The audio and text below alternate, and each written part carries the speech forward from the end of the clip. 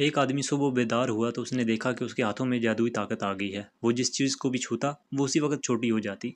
अभी कुछ ही देर पहले की बात थी कि सोकर उठने के बाद वो आदमी दांत साफ करना चाहता था, लेकिन टूथपेस्ट उसी वक्त सिकुड़ कर बिल्कुल मिनी साइज़ का हो गया। और यहाँ तक कि टूथ ब्रश का भी यही हाल हुआ, जो कि एक टूथपिक दांत करने वाले तिनके जितना भी नहीं रहा था। वो हक्का-बक्का आदमी समझ नहीं पा रहा था कि ये क्या माजरा है। बाहर जाते वक्त उसने जैसे ही दरवाज़ा बंद किया तो दरवाज़ा भी उसी वक्त छोटा हो गया। आखिर ये सब क्या चक्कर है? क्या उसने कोई सुपर पावर मिल गई है? इस बात पर यकीन ना करते हुए उसने फ्रिज खोला तो अभी जिस कोला की बोतल को उसने छुआ वो छोटी हो गई। उसने गुस्से में आकर बाकी तमाम कोला की बोतलें भी छोटी कर दी।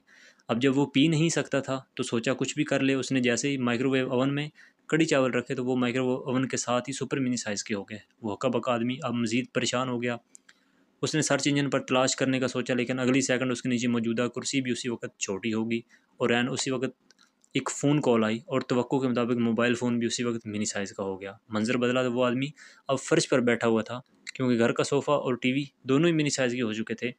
अब उसे अपनी प्यास बुझाने के लिए उसी मिनी साइज़ की कोला को पीना पड़ रहा था। और जैसे ही अपने पालतू कुत्ते के साथ प्यार करने लगा तो वो कुत्ता भी उसके जादुई हाथ से बच न सका। और वो आदमी अब मुकम्मल तौर पर मायूस हो चुका था। लेकिन जैसे ही उसने दोबारा आँखें खोली तो सब कुछ बिल्कुल ठीक हो चुका था। वो आदमी बहुत खुश हुआ और जल्दी से इन सब चीज़ों को देखने के लिए भागा। और जो भी अभी छोटी हो गई थी, खुशकिस्मती से वो सब दोबारा नॉर्मल हो चुकी थी।